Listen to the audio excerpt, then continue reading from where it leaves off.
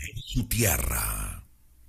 Aquí comienza su programa, Aprendiendo de Gobierno Civil Bíblico. ¿Te has preguntado cuál es la forma de gobierno correcta propuesta en la Biblia para una persona, una familia y una nación? Tus respuestas aquí, con el doctor Ricardo Molina, director de la Facultad de Educación de la Universidad de las Naciones en Bucaramanga, Colombia. Les damos un cordial saludo, una bienvenida para cada uno de los seguidores de nuestras redes sociales, nuestras plataformas. Saludo especial también para todos aquellos que nos sintonizan a través de este medio, Buscuenti Radio Online. Recuerda que donde estás no es el final. Continuando con nuestra programación, contamos con la presencia del doctor Ricardo Molina, Juan Carlos Polanco y Alba Patricia, nuestro segmento Gobierno Civil Bíblico. Así que les damos la bienvenida. ¿Cómo estamos hoy? Muy bien, Jorge, bienvenidos todos, bienvenida Alba, bienvenido Juan Carlos. Vamos a entrar en el tema por el tiempo, pendiente de que si me congelo, entonces ustedes siguen. La semana pasada estuvo el programa muy feo por eso. Hoy estaremos hablando acerca de líderes religiosos y la política. Y ese tema pues sale a relucir porque estamos viendo, no solamente ahora, sino desde hace rato, que los líderes religiosos, mientras están en la iglesia predicando, eh, se ven muy íntegros, muy serios, muy radicales con los principios bíblicos, predican la palabra como es, pero cuando se abre la ventana o la puerta de participar en política, como que cambian. Y la pregunta es ¿por qué cambian? ¿Por qué cambian su mensaje? ¿Por qué cambian los principios? ¿Por qué ya no son tan radicales cuando tiene que ver con la política? Bueno, aquí tenemos a dos expertos, a Alba de El Valle, pero que está en el Quindío, ahora en Armenia, y a Juan Carlos Polanco, chileno, nacido y criado en Chile. Aquí están expertos y conmigo pues vamos a analizar también lo que dice la Biblia al respecto. ¿Por qué los líderes religiosos cambian cuando se involucran en asuntos civiles o asuntos políticos? A ver, Juan o Alba, ¿quieren arrancar con esto?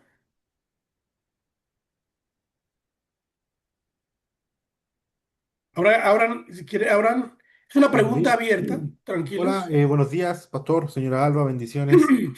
Sí, es algo que hemos estado viendo. Yo hace poco vi la entrevista de un líder religioso conocido, muy conocido a nivel hispano, y el hombre se vio muy poco comprometido, digamos, con sus principios cristianos, a tal punto de que si le preguntaban si estaba en contra o a favor del aborto, él dijo ni a favor ni en contra. Es como para simpatizar, digamos, o para entrar al mundo de la política sin ser tildado como un fanático religioso o algo así. Usted sabe cómo funciona el mundo de la política en sí. Pero lo que veo es eso. Hay varios factores. No podría decirle, alguien como yo no podría decirle cuál es el factor por el cual los cristianos no se portan como cristianos al entrar en la política, porque son varios. Uno es el miedo a ser tildado, el miedo al no que te tomen en serio. El otro es la mera ignorancia también, ignorancia bíblica. Hay gente que es cristiana, pero no es bíblica, no tiene, digamos, un concepto de lo que la Biblia habla acerca del gobierno. Y al no tener un concepto claro bíblico de gobierno, adopta cualquier otra filosofía que se acerque, digamos, a los supuestos cristianos, ¿cierto? Generosidad. Bienestar para todos, que todos seamos iguales. O sea, esto es algo importante. Yo no estoy diciendo de que las personas que sean cristianas y sean de izquierda, no estoy diciendo que sean gente malintencionada, solamente caen en ese concepto, no tienen clara la noción bíblica de gobierno, porque si la tuvieran estarían pensando todo lo contrario a lo que se meten en sí cuando practican la política en sí. Entonces terminan metiéndose a la política y comienzan a mirar y dicen, ay, mira, esta idea que quiere que seamos todos iguales. Esta idea dice que las personas no pueden pasar hambre, van a tener un subsidio, van a tener un bono, y comienzan a malinterpretar y a distorsionar una idea de generosidad, de justicia. Comienzan con el tema de la justicia social y todo eso, de orden, de progreso, y comienzan a distorsionar y a adoptar filosofías que no son bíblicas. A ver, Alba, ¿cuál es tu, con, tu razonamiento al respecto?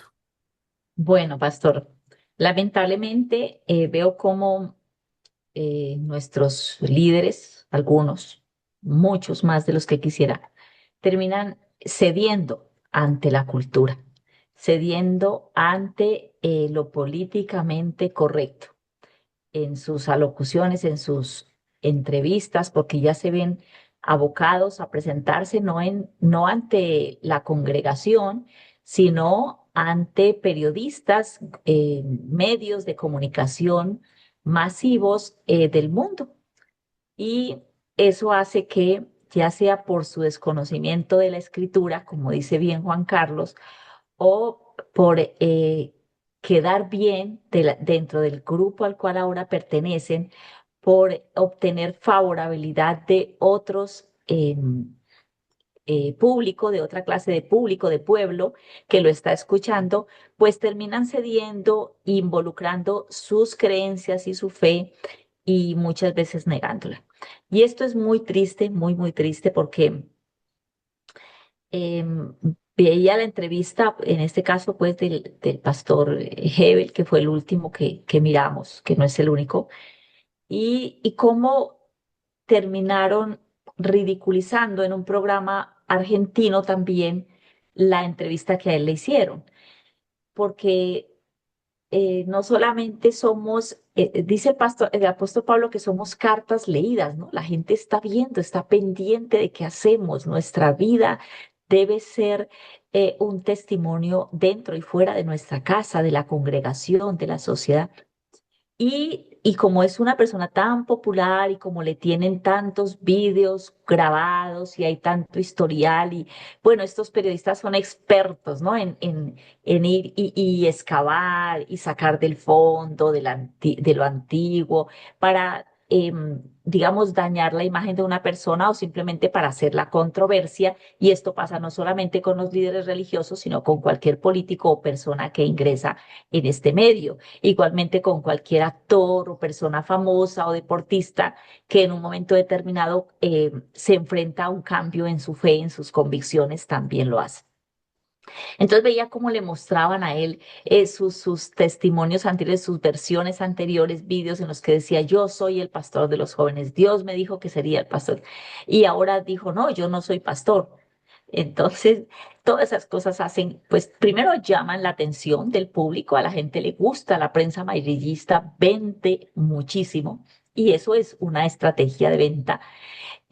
Pero lo más triste es que el pueblo se confunde, ¿no? El pueblo que lo ha seguido durante tanto tiempo se confunde y esto pasa pues también con otros de nuestros líderes. Y se hace por acomodarse, por terminar cediendo ante la cultura, ante lo que la gente nos está, los medios están imponiendo en nuestra manera de pensar. Contrario a eso, yo quisiera traer a colación en la carta del apóstol Pedro, en la primera epístola de Pedro, capítulo 3 dice que nosotros debemos honrar a Dios en nuestros corazones, a Cristo, y estar siempre preparados para responder a todo el que nos pida razón de nuestra esperanza, de nuestra fe. Estar preparados y estar preparados para responder con mansedumbre, no con conflicto, sino con gracia, pero siempre, siempre con verdad. Y esto es lo que, en el aspecto en el que yo creo que estamos fallando cuando al enfrentarnos a esta clase de público diferente al cristiano, pues no defendemos, no estamos preparados muchas veces o no estamos dispuestos a defender esa esperanza que hay en nosotros, esa fe que es la verdad, con denuedo, con gracia y con verdad. Bueno, mi análisis, bueno, análisis que tengo yo ya hace rato, es que cuando la iglesia y los líderes famosos, porque por lo regular son los famosos, los que tienen nombre, salen de la iglesia y participar en política, eh, la política hace que se vea una parte de sus vidas que parece no o no entienden o tienen una filosofía en esa área política distorsionada, que es lo que yo he podido descubrir, porque, por ejemplo, en Colombia lo hace que la iglesia se involucró como partido político, la mayoría de iglesias, no todas, pero se involucró un porcentaje alto. Comenzó a descubrirse que hay iglesias que no practican el gobierno de Dios. Hay iglesias tiranas, hay iglesias en donde se tiene todavía el concepto de el derecho divino de los reyes. Hay iglesias peor que hemos descubierto que son de izquierda. Así de sencillo. Mm, Que mientras no había como esa puerta abierta a la política, uno no sabía. No sabía lo que pasaba adentro, no sabía lo que predicaban adentro, o no sabía el perfil de esos líderes o de esa iglesia. Y ahora, cuando ya es algo más público y se exponen más a los medios, uno se da cuenta, wow, y esta gente, mire lo que cree, ¿por qué cree esto? ¿Por qué cree algo contrario a lo que dice la Biblia? ¿Por qué practica algo contrario a lo que dice la Biblia? Entonces, como que para mí, ustedes me corrigen, para mí, la política ha sacado la parte fea de la iglesia, la parte fea de los líderes cristianos que pensábamos eran 100% derechos mientras estaban ahí en el cuadro de la iglesia, ahí en ese manto, en esa protección. Eso es lo que yo he podido darme cuenta. Y es lamentable, ¿no? Es lamentable que, que los cristianos no tengamos esa capacidad de participar en los asuntos civiles de nuestro pueblo, de nuestra sociedad, sin estar comprometidos con la corrupción, sin dejarnos invadir por el mal. A mí me decían, cuando estaba en mi tiempo de política, me decían, mire, pastor, cuando usted llegue a un puesto político, hasta ahí llegó usted dejó de ser pastor. A usted le meten unos millones bajo el escritorio y usted ya se corrompió. Entonces, esa es dice, pero no entiendo por qué esa mentalidad. O sea, entonces uno no puede, o sea, uno para ser un buen cristiano tiene que estar solamente metido en las cuatro paredes de la iglesia. Parece que esa es la mentalidad. Cuando uno sale en el deporte, en este caso hablamos de política, y nosotros somos religiosos y nos corresponde, pues, esa esfera, hablarla porque la conocemos 100%. Entonces, nos corresponde mirar cuál es la situación crítica que tienen los líderes religiosos ah, cuando se abre esa apertura a la política. Yo tengo hice un PowerPoint. ¿Alguno de ustedes tiene un PowerPoint por ahí? ¿Hizo algo? Yo tengo, porque se cambian los principios por la conveniencia. O sea, porque es que el gobierno civil tiene muchos privilegios, tiene mucho dinero, da fama. Y si una persona no está clara en su identidad, fácilmente cree que él es la única respuesta a la necesidad de las personas. Y por eso lo que decía Juan, comienzan a creer en ser la respuesta social, la justicia social.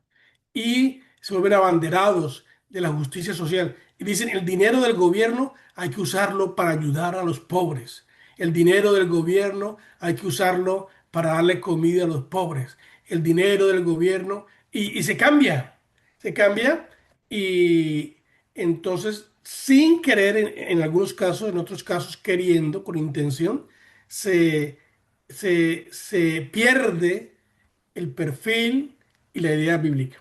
Bueno, si tiene algo que decir al respecto, abra su micrófono y díganlo, o si no le pongo el PowerPoint, ¿qué quieren? Pues mientras usted nos va colocando la presentación que tiene para ir leyendo, sí quisiera comentar que ese es precisamente uno de los motivos, de las causas, el hecho de que el hombre es corrupto, que el corazón del hombre es engañoso, es perverso, y eso no se escapan los cristianos, todos tenemos esa tendencia hacia el mal, hacia la corrupción, y por eso el Señor ha establecido principios bíblicos de gobierno para frenar, para ponerle límites al ansias de poder, para ponerle límites a la perversión, al chantaje, a la corrupción y para establecer gobiernos piadosos.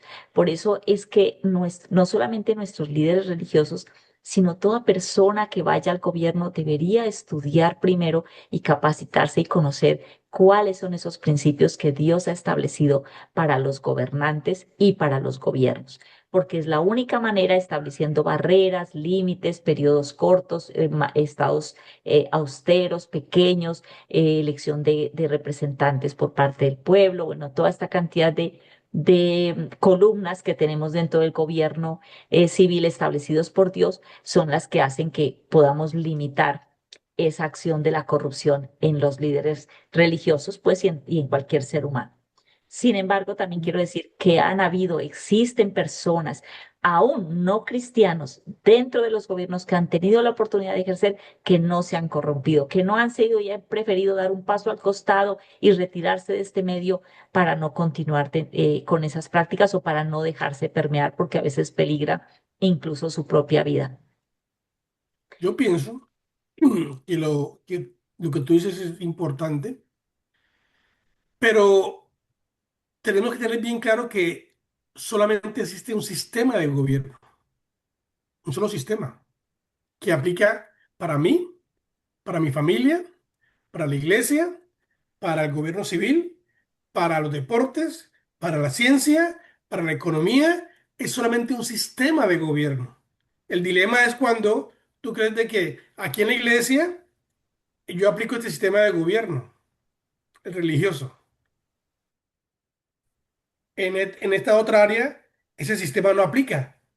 Hay otro sistema que aplica. Entonces, cuando yo aquí aplico el sistema de gobierno y no lo en esta otra área, entonces, ¿por qué no lo aplica? Porque hay inconsistencia. ¿Qué ocurre? Porque es que estos principios que funcionan aquí no funcionan allá. Porque eso es lo que dicen. No funcionan.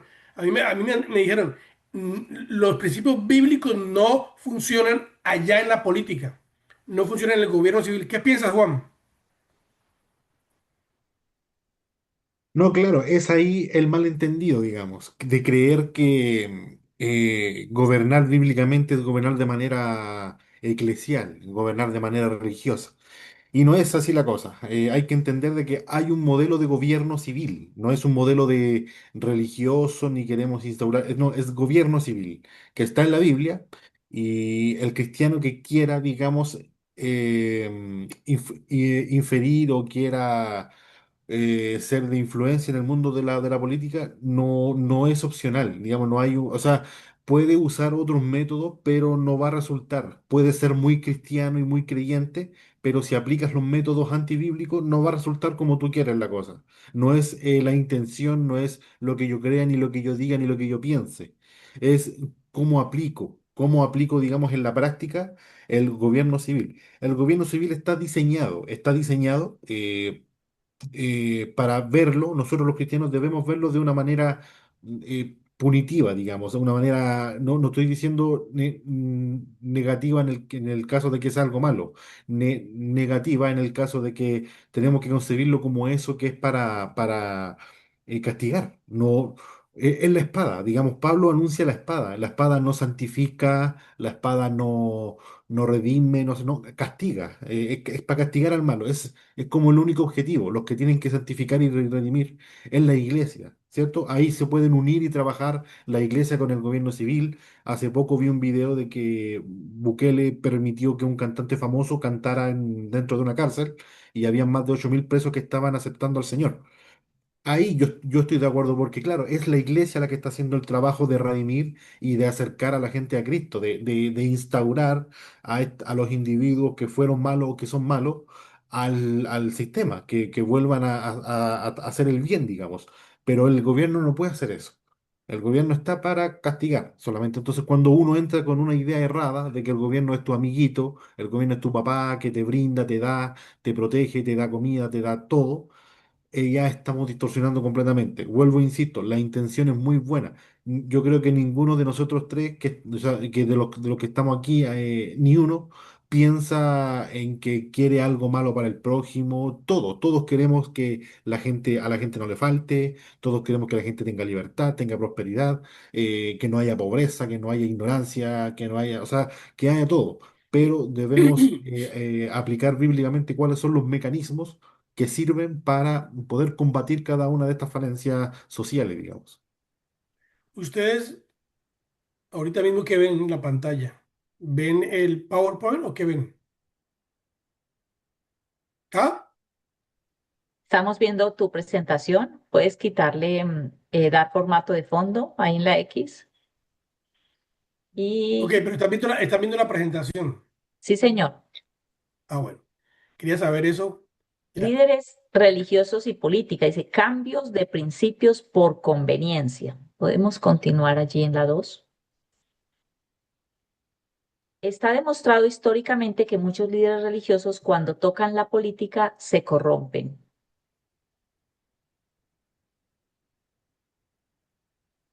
La iglesia mira la política como, uno, una oportunidad para tener ganancia; dos, una opción para conseguir trabajo y ganar mucho dinero; tres, el momento clave para conseguir bienes, materiales, casa, carro, etcétera; cuarto, la oportunidad para cubrir las necesidades personales y comunales; y quinto, para cumplir con los proyectos que tanto soñaron.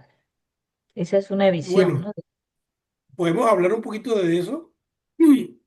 Porque yo tuve la experiencia en varias iglesias en donde llegaban los políticos. Lo primero que los pastores decían: ¡Hey, Julano! Recuerde que la iglesia necesita un carro. ¡Hey! Llegó el político. Recuerden, necesitamos esto o aquello. Y Pidiendo cosas. claro, o sea, la iglesia piensa que es lo que estamos mirando aquí en el PowerPoint, una oportunidad para tener ganancia. O sea, tiempos de elecciones, oportunidad para conseguir dinero, para conseguir lo que muchos cristianos los he escuchado diciendo que en el tiempo de elecciones es la oportunidad en donde ellos hacen su agosto.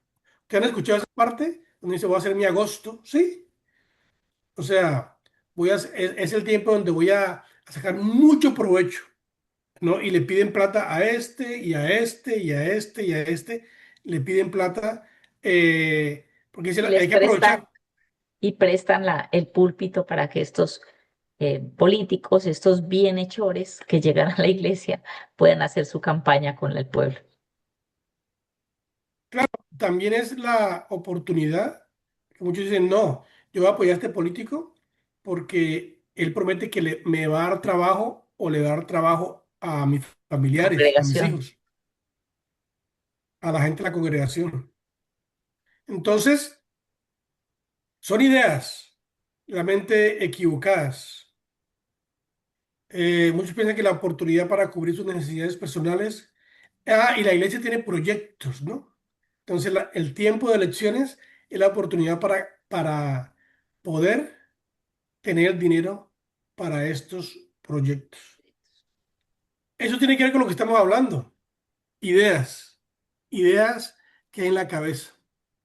Entonces, tenemos un concepto equivocado de elecciones, de participar en el gobierno, porque no nos interesa realmente el bien común, nos interesa el bien personal o el bien de mi comunidad. Siempre hemos dicho que si un líder cristiano llega al poder, a cualquier área del poder, porque hay muchas, llega por elección, por elección pública y él, su trabajo lo hace para beneficiar a su iglesia, a su comunidad, ya es corrupto, ya se corrompió, porque las personas entran al gobierno civil pensando es en el bien común, no en el bien mío, el bien de mi familia o el bien de mi iglesia, sino en el bien general, que creo que ahí es donde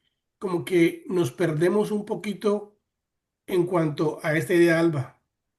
Bueno, yo quisiera traer otro punto también aquí a la discusión, y es que han habido personas que también se han visto abocadas a renunciar a sus, o a decir, eh, sí, a renunciar a sus convicciones por alguna clase de presión política, eh, por evitarse problemas. Entonces, por ejemplo, estaba mirando em, cómo Sedecol sacó un comunicado por el cual donde nos cuenta que en la Directiva 001 de 2026, de marzo 27, se establecen lineamientos para el abordaje de hechos de violencia basada en género conocidos o denunciados mediante SCRECH.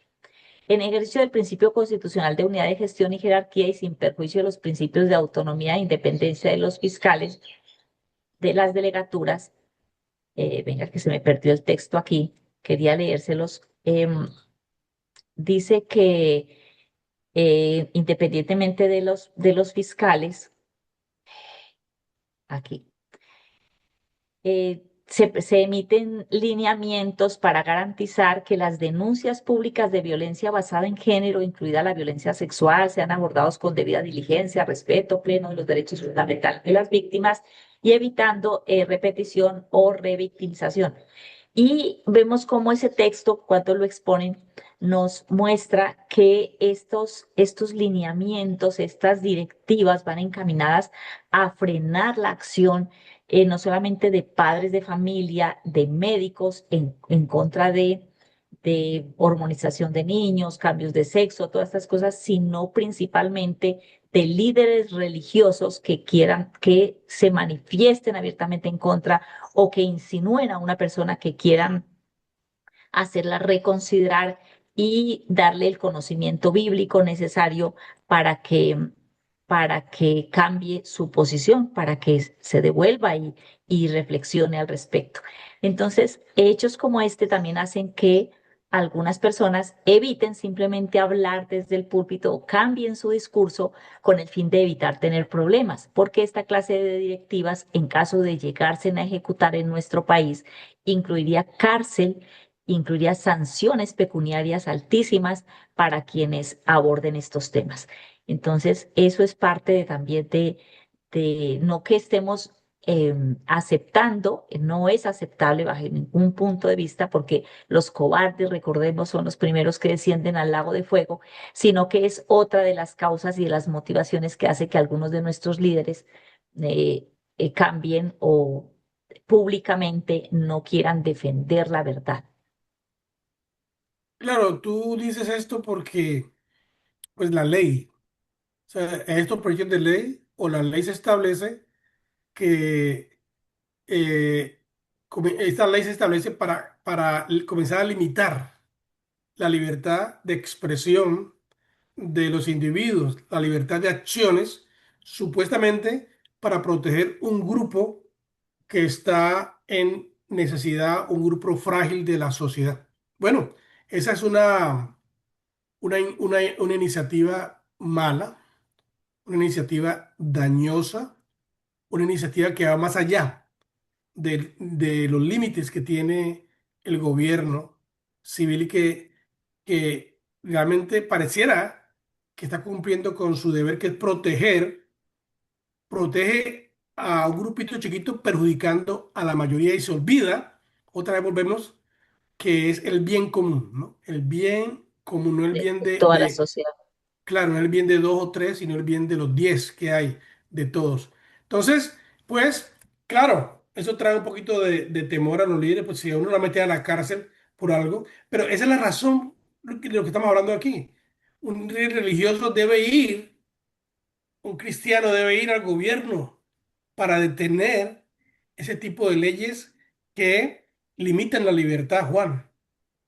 Los líderes cristianos y los que tienen nombre, que pues son los que tienen nombre, son los que pues van y llegan ahí por la fama, deberían llegar sin temor para limitar el mal, Juan.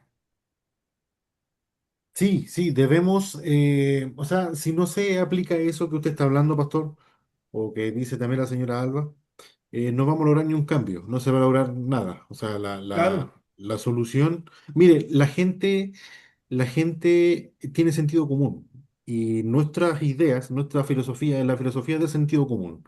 La otra filosofía, lo otro, la idea progresista, de izquierda, todo, es tan como, es como cuando, no sé si ustedes han estado en la playa y han intentado hundir una pelota de playa en el mar, están peleando, luchando, luchando, pero siempre sale a flote, siempre sale a flote.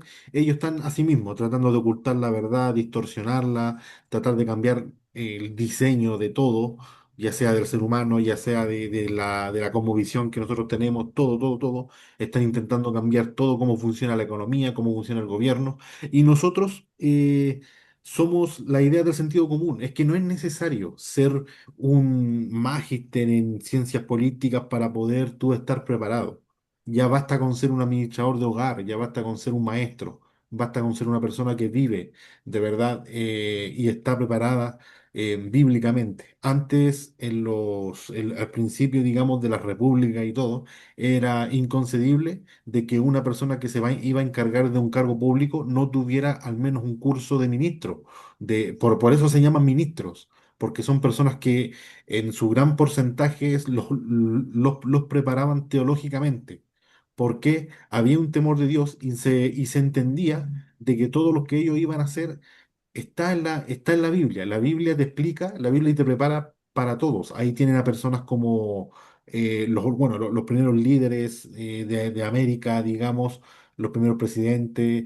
En el caso de Margaret Thatcher, de Winston Churchill también, que son personas como que están educadas para esos cargos, los cuales, y son personas que en sus conciencias eran inconcebible. Yo veía la película Las horas más oscuras, la de Winston Churchill, y en la escena cuando el contraparte inglés, Charleston, no me acuerdo el que tenía cáncer, no me acuerdo cómo se llama, estaba con los suyos y le decían, negocia, negocia, negocia con los alemanes, negocia con Hitler". Y en una parte, Winston Churchill golpea la mesa y dice, no podemos negociar, no podemos negociar, yo no puedo negociar con el león cuando mi cabeza está en su boca. Dice eso, o sea, yo no puedo negociar, tengo que pelear, pelear, pelear. Entonces, claro, tenía una idea de que para la mitad de los ingleses era, pero ¿cómo este compadre nos va a llevar a la ruina? Peleando, peleando, vamos a perder. Y no, o sea, gracias a Dios pasaron las cosas como pasaron, digamos, y la historia contó a favor de él. Pero son personas que tienen esta filosofía de libertad, esta noción de soberanía, de nación, de república que vienen de la Biblia en sí. Entonces, cuando tú tienes de verdad tu carácter bien puesto bueno, en el caso de el dicho, tus pantalones bien puestos, como dice la señora Alba, los cobardes son los primeros que se van a ir al lago de azufre, de fuego, digamos. em, hay cambios, de verdad. Miren el caso de Milei. Milei ganó siendo minoría y aún así logró cambiar las leyes y todo. ¿Por qué? Porque había convicción y la gente decía, mira, quizás este hasta quizás está loquito por cómo habla, por cómo se comunica, por cómo expresa sus cosas, quizás hasta está loquito, pero se nota que sabe dónde quiere ir, se nota que la tiene clara, que tiene convicción de lo que está haciendo. Y nosotros No es necesario que seamos unos profetas para darnos cuenta de que si las cosas se aplican como se están aplicando, el país se va a ir a la ruina, digamos. Debemos ser claros, ser con sentido común y defender esas ideas hasta que ellos se den cuenta que nosotros teníamos razón. No quiero sonar soberbio, pero es así. Alba, Sí, pastor, quería, pues no sé, también como último punto, agregar que estas personas que a veces llegan a los cargos políticos, llegan con un mensaje de amor, pero un mensaje de amor disfrazado. Cuando queremos que atender a los pobres, a los huérfanos, usar este dinero de esta manera, es como em, confundiendo el amor como con el silencio. No les hablo de estas cosas o no les digo esto, pues para no lastimarlos, como si el amor implicara no decir las cosas correctas, no hablar de la verdad, alcahuetear. alcahuetear. Y la Biblia, el Señor Jesucristo nos enseña a amar a nuestros enemigos, eso es verdad, también a tratar con mansedumbre al pecador y hablar con gracia, pero el mismo, ese mismo amor no es separado de la verdad. Él a la mujer adúltera le dijo, la perdonó, la trató con amor, la defendió, defendió su vida, pero le dijo, no peques más.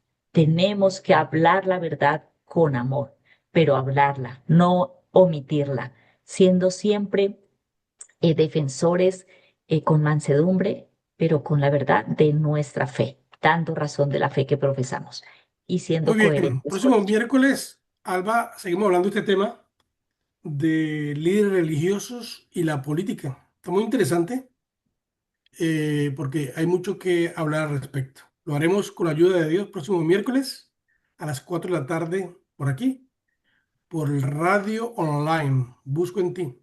Porque donde estás no es el final. Bendiciones del Altísimo. Bendiciones para todos. Bendiciones, Bendiciones. que estén bien.